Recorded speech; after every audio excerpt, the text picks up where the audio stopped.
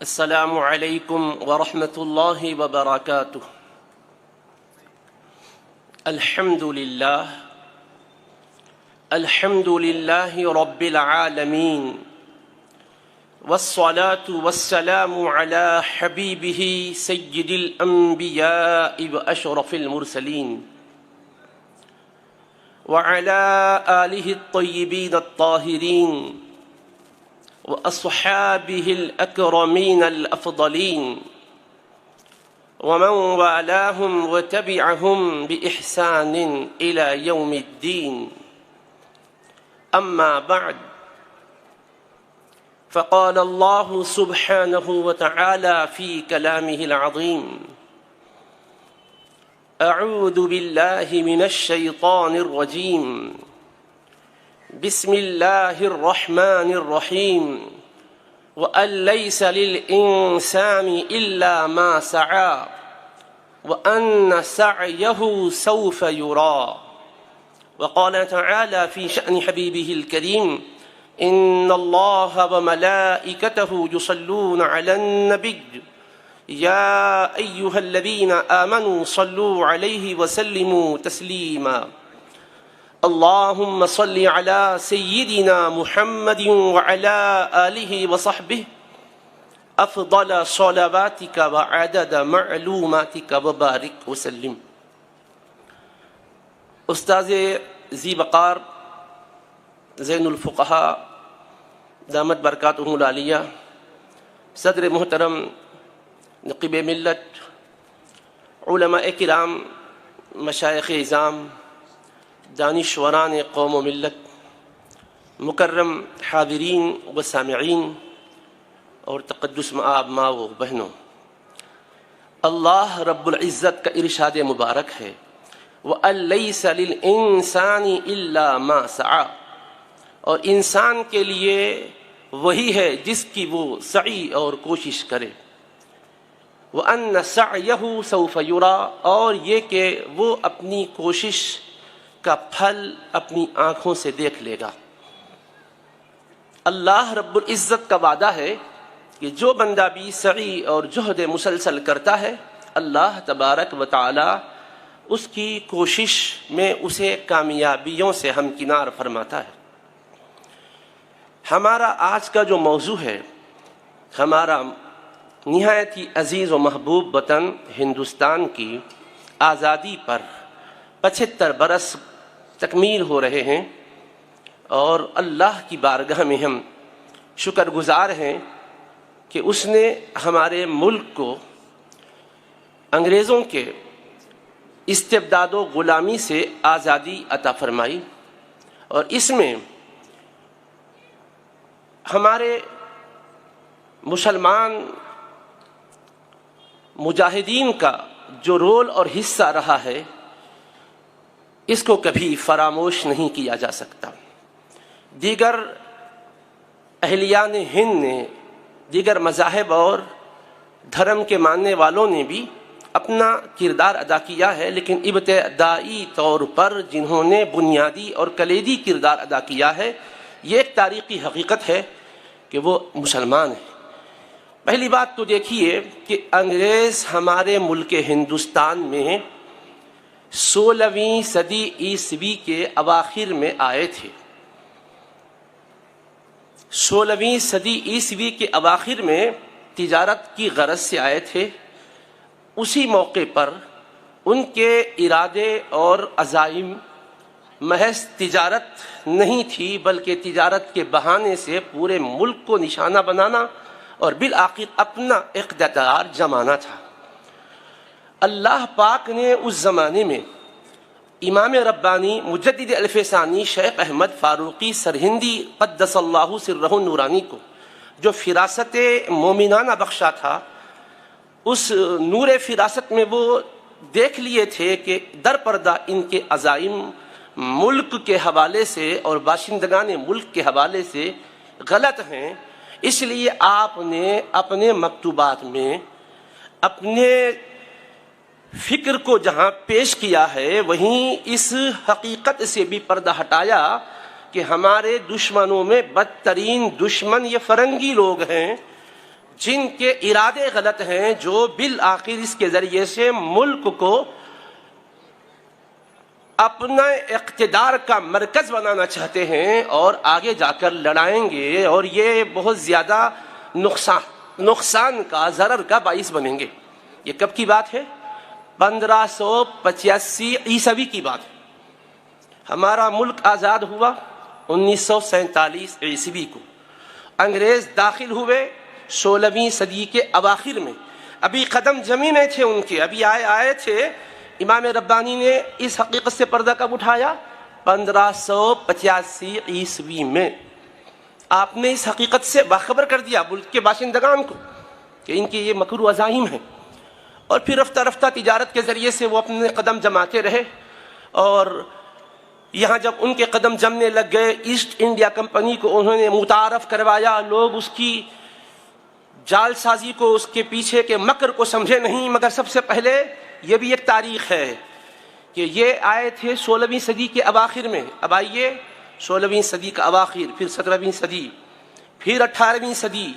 سن 1798 میں ہمارے حیدرآباد دکن کو یہ اعزاز حاصل ہے کہ حیدرآباد دکن کے پرانی حویلی کے محلے میں رہنے والے گوہر علی صدیقی نے ایسٹ انڈیا کمپنی کے بارے میں یہ بات واضح کی ہے کہ یہ تجارت کے نام پر، ٹریڈنگ کے نام پر دراصل مکرو عزائم رکھتی ہے۔ اس کی ان جال سازیوں سے باخبر رہنا چاہیے اور اس کے خلاف اٹھ کھڑا ہونا چاہیے۔ چنانچہ اپنی بساط کے مطابق انہوں نے اپنے ہم خیال لوگوں کی ایک جماعت تیار کی۔ یہ بھی تاریخی حقیقت۔ 1798 عیسوی حیدرآباد دکن اور پرانی حویلی سے انہوں نے ایک جتھا تیار کیا۔ اب رہ گیا 1756 عیسوی کو وردی علی خان نے یقیناً انگریزوں کے خلاف تحریک چلائی اور اس میں انہیں کامیابی بھی ہوئی۔ اس کے بعد 1757 عیسوی کو انہی کے نواسے سراج الدولہ نے مقابلہ کیا، اور انہی کے پاس رہنے والے اسی علاقے کے کچھ دھوکہ بازوں کی دھوکہ بازی کے نتیجے میں بالآخر انہیں کامیابی نہیں ہوئی۔ لیکن یہ 1756 میں وردی علی خان نے، اور سراج الدولہ نے 1757 میں، اور 1799 میں ٹیپو خان شہید یقیناً مجاہدانہ کردار ادا کرتے رہے، لڑتے رہے، اور ان کا وہ جملہ کبھی فراموش نہیں کیا جا سکتا کہ گیدڑ کی 100 سالہ زندگی سے شیر کی ایک دن کی زندگی بہتر ہے۔ اور اللہ نے انہیں کامیابی بھی عطا کی، مقصد کو پا گئے، جام شہادت تو نوش کیا، مگر مقصد ان کا بلند و بالا رہا۔ اس کے بعد دیکھیے آپ، یہ 1799 کا واقعہ، اس سے ایک سال پہلے 1798 میں حیدرآباد دکن بھی چپ نہیں رہا، گونگے لوگ نہیں رہے، اگرچہ کہ یہاں باقاعدہ انگریز قدم نہیں جمائے تھے، کیونکہ یہاں آصف جاہی حکومت تھی، تو آصف جاہی حکومت تھی، اسلامی اقتدار کے زیر سایہ مسلمان رہ رہے تھے، مگر انگریزوں کا جو تسلط تھا دیگر ہندوستان کے علاقوں میں، ریاستوں میں، اس کو یہاں کے لوگ بھی محسوس کر رہے تھے۔ کیونکہ مسلمان کی علامت کیا ہے بھائی؟ کہ مسلمان کے بارے میں ہمارے پیغمبر اسلام نے فرمایا، المؤمن للمؤمن کالبنیان یشد بعضہ بعضا، ایک مومن دوسرے مومن کے لیے عمارت کی مانند ہے، اس کا ایک حصہ دوسرے کو تقویت دیتا ہے۔ اور یہ بھی فرمایا، ترى المؤمنین فی تراحمهم وتوادهم وتعاطفهم كمثل الجسد الواحد اذا اشتكى منه عضو تداعى له سائر الجسد بالسهر والحمى۔ آپ مومنوں کو دیکھو گے، ایمان والوں کو، ایک دوسرے کے ساتھ رحمدلی کا مظاہرہ کرنے میں، ایک دوسرے کے ساتھ پیار اور محبت کا اظہار کرنے میں، ایک دوسرے کے جذبات کی قدر کرنے میں وہ ایک جسم کی طرح ہوں گے۔ اس کے کسی ایک حصے کو تکلیف ہوتی ہے تو بقیہ حصہ اور پورے اعضاء ایک دوسرے کو دعوت دیتے ہیں، آؤ اس کے غم کو بانٹیں، اس کے درد میں شریک ہو جائیں۔ یہ کیسے ممکن ہے کہ دکن کا یہ علاقہ ہندوستان کے دیگر ریاستوں کے درد کو اپنے اندر محسوس نہ کرتا ہو؟ آخر یہاں بھی دل ایمان والوں کا تھا، جینے والے مومن تھے، اس وجہ سے یہاں پر بھی اس درد کو محسوس کیا گیا۔ براہ راست مقابلہ تو نہیں تھا، بالواسطہ انہوں نے بھی اپنا کردار ادا کیا، اور چنانچہ یہاں سے آواز اٹھی۔ یاد رکھیے، گوہر علی صدیقی کا میں نے نام لیا، اور 1798 عیسوی کا آپ کو حوالہ دیا۔ اب آگے چلیے۔ اس کے بعد 1857 میں ٹیپو خان کی شہادت کے بعد پھر وہ لوگ اور اپنا زور بڑھاتے جا رہے تھے۔ پھر جب 1857 عیسوی کا دور آیا تو حیدرآباد دکن کی سرزمین سے مولانا سید علاء الدین صاحب نے 17 جولائی جمعہ کا دن 1857 عیسوی کو جس مسجد کے وہ خطیب تھے وہاں جمعہ میں خطبہ دیے اور لوگوں کو بتائے، لوگوں ملک کی بقا اور تحفظ کے لیے، ملک کو آزاد کرانے کے لیے تم سب میرا ساتھ دو تاکہ ہم مجاہدین حریت کے ساتھ شریک ہو کر اپنے ملک کو، جو ہماری ماں ہے، جو زنجیروں میں غلامی کی جکڑی ہوئی کراہ رہی ہے، زنجیریں کھلوائیں گے، چھٹکارا دلائیں گے۔ تو اللہ تبارک و تعالیٰ نے ان کے دل میں جو درد مندی پیدا کی تھی، اس درد کو محسوس کر کے انہوں نے کوشش فرمائی۔ یہ مولانا سید علاء الدین صاحب کی بات ہے، اور اسی سن کی بات ہے 1857 عیسوی میں ترم خان نے بھی دکن کی سرزمین سے آواز بلند کی، اور جس کے نتیجے میں بڑی ان کو تکلیفوں سے گزرنا پڑا، بالآخر انہوں نے بھی شہادت کا جام پیا۔ یہ دکن کے بلند پایا لوگوں کے راست یا بالواسطہ آزادی کے کارہائے نمایاں کو سر انجام دینے میں حصہ اور رول ہے، جسے ہم فراموش کبھی نہیں کر سکتے۔ مطالعے کو ہم وسیع کرنے کی کوشش کریں، پردہ جیسا اٹھتا جائے گا بہت سی چیزیں سامنے آتی جاتی ہے۔ جیسے مشکات المصابیح ہم پڑھتے ہیں، پھر اس کے بعد آگے کی کتابیں پڑھتے ہیں تو پھر اور روایات ملتی ہے، پھر کتابیں پڑھتے ہیں تو اور روایات ملتی ہے۔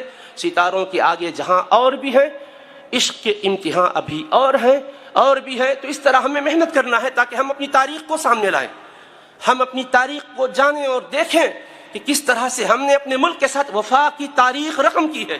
یہ حقیقت ہے، آسمان بھی اس پر شہادت دے رہا ہے، زمین کا ذرہ ذرہ بھی گواہی دے رہا ہے کہ مسلمان اپنے ملک کے وفادار بن کے رہے، اور وفادار بن کر ہیں اور وفادار بن کر رہیں گے۔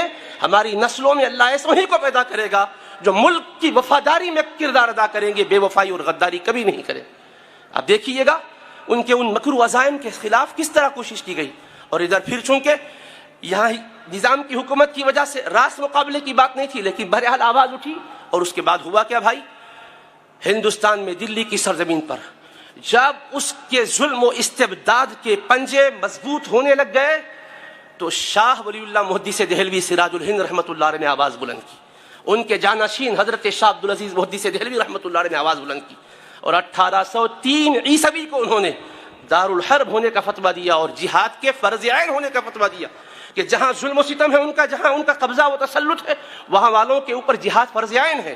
دور دراز والوں کے لیے اگر یہ لوگ کسل مندی کا مظاہرہ کر رہے ہیں تو دور دراز والوں کی ذمہ داری بنتی ہے اپنی استطاعت کے مطابق وہ بھی اس میں حصہ لیں اور ملک کو آزاد کرائیں ان ظالموں کے ظلم و استمداد سے۔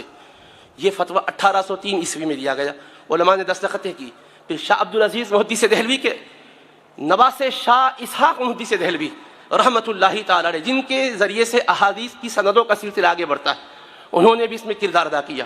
شاہ ابو سعید مجددی رحمۃ اللہ علیہ، آج بھی دلی کی جو خانقاہ ہے مرزا مظہر جانے جانا شہید رحمۃ اللہ علیہ، وہاں وہ آرام فرما رہے، شاہ ابو سعید مجددی رحمۃ اللہ علیہ نے اپنا کردار ادا کیا، اور مرزا مظہر جانے جانا شہید رحمۃ اللہ علیہ کے خلیفہ بیہقی یہ وقت جن کو کہا جاتا ہے قاضی ثناء اللہ پانی پتی مظہری رحمۃ اللہ علیہ نے اپنا کردار ادا فرمایا۔ آپ نے بقیہ علماء کرام کے اسماء سنے ہیں، کردار اپنا ایسا ادا کیا کہ اس کو کبھی بھلایا نہیں جا سکتا۔ علامہ فضل خیر آبادی کبھی نہیں بھلایا جا سکتا، کالے پانی کی سزا دی گئی، اور وہ وہاں کے حالات کا جو مشاہدہ کر رہے تھے لکھتے ہیں کہ دیکھو یہاں ظلم کس طرح ہے کہ قیدیوں کو ستایا جا رہا ہے، اگر کوئی مر جاتا ہے تو اس کو اس کی ٹانگ پکڑ کے کھینچتے ہوئے لے جاتے ہیں اور بے گور و کفن اس پر پھینک دیتے ہیں، اس طرح سے سلوک کیا جا رہا ہے۔ یہ ساری تکلیفوں کو سہا، اور یہاں تک کہ سولی کے پھندے پر لٹکایا گیا تو سولی کے پھندے کو بھی چوم لیا کہ ملک کی آزادی کے لیے ہماری یہ قربانی ہے، ہمارے مولا قبول فرما لے۔ اور ایک ایک شاخ پر علماء کرام کو لٹکایا گیا، مسلمانوں کو لٹکایا گیا، ان کے بدنوں کو تانبے سے داغا گیا، بوریوں میں لپیٹا گیا، دریا میں پھینکا گیا اور گولیاں اس پر چڑھائی گئی۔ اللہ اکبر، بد جانور کی چربی میں لپیٹا گیا اور آگ کے حوالے کیا گیا۔ آپ بتاؤ چشم تصور میں وہ منظر لاؤ جو ان مجاہدین کی قربانیوں کا رہا ہے۔ ان قربانیوں کے نتیجے میں آج ہمارا ملک آزاد ہے، امن و سلامتی کے ساتھ آپ ہم جی رہے ہیں، 75ویں اس کی آزادی کی مناسبت سے برسی منا رہے ہیں۔ عزیزان گرامی قدر، ہمارے ملک کے اندر انگریزوں کی یہ جو مکاریاں جال سازیاں تھیں ہر جگہ محسوس کی گئی اور ہر علاقے سے قربانیاں دی گئی. سیدی شیخ الاسلام امام انوار اللہ فاروقی بامی جامع نظامیہ رحمۃ اللہ علیہ کے ایک شاگرد رشید تھے حضرت مولانا ندیم اللہ بختیاری رحمۃ اللہ علیہ. ان کے صاحبزادے حضرت مولانا سید صبغت اللہ بختیاری رحمۃ اللہ علیہ، انہوں نے جامع نظامیہ میں تعلیم حاصل کی. جامع نظامیہ میں انہوں نے اکتساب علم و عرفان کیا. ان کے اساتذہ میں حضرت علامہ ابو الوفا افغانی رحمۃ اللہ علیہ اور دیگر اساتذہ ہیں. حضرت محدث اکرم رحمۃ اللہ علیہ سے بھی ان کو بڑی خاص نسبت حاصل تھی، ان سے اکتساب فیض کیا. تو یہ علامہ سید صبغت اللہ بختیاری رحمۃ اللہ علیہ جو جامع نظامیہ میں جنہوں نے علم کی آنکھیں کھولی، علم کے پیالے پیے، پھر مزید وہ آگے ترقی کرتے رہے، ان کی قربانی کو بھی تحریک آزادی میں کبھی بھلایا نہیں جا سکتا. انہوں نے بھی اپنے جذبہ ایمانی کا اظہار کیا اور سرفروشی کے ساتھ آگے بڑھے. جیل میں ڈالا گیا، قربانی دی، ملک آزاد ہوا سب کی قربانیوں کی برکتوں سے. بعد میں پھر اللہ پاک نے انہیں موقع دیا، پھر تدریس کا باقیات الصالحات میں آ کے آخر زمانے تک وہ تدریس کرتے رہے، پھر اللہ سے جا ملے.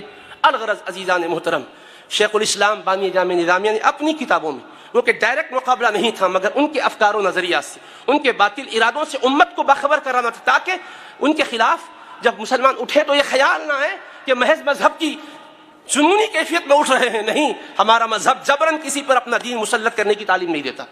آپ نے مفکر اسلام شیخ الجامعہ قبلہ سے سماعت فرمایا، انگریزوں سے ہماری دشمنی محض اس لیے میں کہ وہ عیسائی ہے. ارے نان مسلم سے دشمنی نان مسلم مذہب کفر کی وجہ سے نہیں ہو سکتی ہے، اس لیے کہ ہمارے پیغمبر اسلام نے ہمیں تعلیم دی ہے ہر انسان کے ساتھ اچھا سلوک کرنے کی، ہر ایک کے ساتھ رواداری کا مظاہرہ کرنے کی. بنی آدم ہیں سارے کے سارے. اس لیے جب ان کی وجہ سے ہو کیا رہا تھا، ایک تو یہ کہ ہمارے ملک پر ناجائز قبضہ، ملک ہمارا اور ان کا قبضہ، ملک کی حفاظت کرنا ہر ایک ملک کے باشندے کی ذمہ داری، اور سب سے پہلے اس کا احساس مسلمانوں نے کیا. دوسری بات یہ ہے کہ پھوٹ ڈالو اور حکومت کرو. مسلمان غیر مسلم رہ رہے تھے، 750 سال اسلام کے ماننے والوں کی حکمرانی رہی، لیکن کتنی یکجہتی کے ساتھ رہتے تھے. گنگا جمنی تہذیب مشہور ہے. اولیاء کی خانقاہوں میں آتے تھے اور پیار و محبت سے وہ نوازے جاتے تھے کہ نظام الدین محبوب الہی کو ہم بھول جائیں گے. جمنا کے کنارے بیٹھے ہوئے تھے، ایک خاتون کو دیکھا کہ کنویں سے پانی لے رہی ہے. آپ نے اپنے مرید سے فرمایا جاؤ اس مائی سے پوچھو سامنے جمنا کا پانی ہے، شیریں شفاف، کنویں سے پانی کیوں لے رہی ہے؟ تو عورت کہتی ہے ہم غریب لوگ ہیں، میرے شوہر کے پاس اتنی وسعت نہیں ہے کہ بال بچوں کا پیٹ بھر سکے، اس لیے کہ جمنا کا پانی میٹھا ہے، وہ پیتے ہیں تو کھانا جلدی ہضم ہو جاتا ہے. یہ کنویں کا پانی کھارا ہے، اس کی وجہ سے کھانا تھوڑا پیٹ میں رہتا ہے، جلدی ہضم نہیں ہوتا، اس لیے غریب ہوں میں، یہ پانی لے رہی ہوں. تو محبوب الہی کی آنکھوں سے اشک رواں دواں ہو گیا، اشک رواں دواں ہو گئے. کہنے لگے افسوس ہمارے علاقے میں گھرانہ غربت کی وجہ سے جمنا کا پانی نہیں پی رہا ہے اور ہم ہے کہ اس کی خبر گیری نہیں کر رہے ہیں. اللہ ہم سے پوچھے تو کیا جواب دیں گے؟ فرمایا اس مائی سے کہہ دو پورا اس کا خرچہ جو ہے ہماری خانقاہ سے ہم مقرر کر دیتے ہیں، آئے اور لے جائے اور وہ بھی وہی جمنا کا پانی پیے جو ہم پی رہے ہیں. یوں گنگا جمنی تہذیب کو قائم رکھا ہے. تو الفت و محبت کے ساتھ وطن کو آزاد کیا ہے، اور الفت و محبت ہی کی ہم توقع ہر ایک سے رکھتے ہیں. ہمارے غیر مسلم بھائیوں کو بھی ہم فراموش نہیں کر سکتے. اس ملک کی آزادی میں گاندھی جی کی قربانی کو فراموش نہیں کیا جا سکتا. سردار ولبھ بھائی پٹیل کی قربانی کو جو ہے نظر انداز نہیں کیا جا سکتا. انہوں نے اور خواتین نے بھی قربانیاں دی. دکن کی سرزمین سے عورتوں کا بھی کردار رہا ہے، اور ترنگا جو لہرا رہا ہے سب سے پہلے اس کو بنانے کا شرف حیدرآباد کے حصے میں آیا. یہاں کی ایک خاتون نے اس کو بنایا اور اس کو لہرایا گیا. تو الغرض اللہ کا فضل ہے کہ یہ تحریک آزادی کے مجاہدین نے اپنی جاں باز قربانیوں سے ملک کو آزاد کیا. اب ملک تو آزاد ہے، مگر لوگوں کسی پر ظلم اور ستم کے پہاڑ ڈھانے کے مزاج کو ختم کرو. ہندو مذہب نفرتوں کے بیج بونے کی کوشش نہ کی جائے. ہمارا ملک امن کا متقاضی ہے. اور یاد رکھیے گا جتنے بھی انسان روئے زمین پر ہیں اولاً سب ہندوستانی ہیں، بعد میں پھر عرب کے ہوئے، مصر کے ہوئے، شام کے ہوئے، فلاں کے ہوئے. میں کوئی خطیبانہ جذبے میں آپ سے کہہ کر نہیں گزرنا چاہتا ہوں، میں تاریخ بتاتا ہوں. صبحۃ المرجان اٹھائیے. علامہ سید آزاد بلگرامی لکھتے ہیں حضرت آدم ہندوستان میں آئے تھے اور ہندوستان ہی میں آپ رہے. حج کو جاتے تھے پھر آ جاتے تھے. 40 حج کیے مگر ہمیشہ واپس آئے. حضرت آدم حوا یہیں رہتے تھے اور آخر تک رہے. جتنی اولاد ہوئی یہیں ہوئی. تو کل بنی آدم ہندیون، کل بنی آدم ہنود، سارے ہندوستانی ہیں اولاد آدم. جیسے کثرت اور تعداد بڑھ گئی تو ہر جگہ پھیل گئے، تو ہر انسان پہلے بنی آدم ہونے کے ناطے، حضرت آدم کی اولاد ہونے کے ناطے ہند کی سرزمین کا ہے، پھر دنیا میں پھیلے ہیں. یہ ہند کی سرزمین ایک تاریخ رکھتی ہے اپنے اندر، اس سرزمین سے ہمارا رشتہ ہے. ہم اس ہندوستان کو امن کا گہوارہ ہی دیکھنا چاہتے ہیں، اس کے تحفظ میں، اس میں تعلیم، تہذیب، تمدن، ثقافت کو قائم رکھنے میں، ہر طرح سے خوشحال اور نہال کرنے میں ہمارا کردار رہے گا. آپ سے بھی یہی توقع کرتے ہیں، ہمارے برادران وطن سے بھی یہی توقع کرتے ہیں کہ نفرتوں کے بجائے پیار اور الفت کی ضرورت ہے. برداشت کرے اور ایک دوسرے کے حقوق ادا کریں. اللہ تبارک و تعالیٰ اس مبارک پروگرام کے بہتر نتائج برآمد کرے اور نقیب ملت کو، ان کے تمام رفقائے کار کو اس کا بہترین صلہ عطا فرمائے. والسلام علیکم ورحمۃ اللہ وبرکاتہ.